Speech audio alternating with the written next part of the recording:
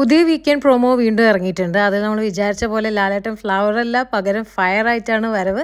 എന്തായാലും പ്രേക്ഷകർ ആഗ്രഹിച്ചതുപോലെ തന്നെ ഫയർ ലാലേട്ടനെ കാണാൻ കഴിയുമെന്ന് പ്രൊമോ കണ്ടിട്ട് തോന്നുന്നുണ്ട്.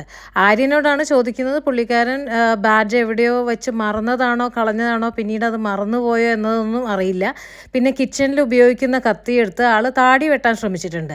ആര്യനോട് അതും ചോദിക്കുന്നതായിട്ട് കാണുന്നുണ്ട്.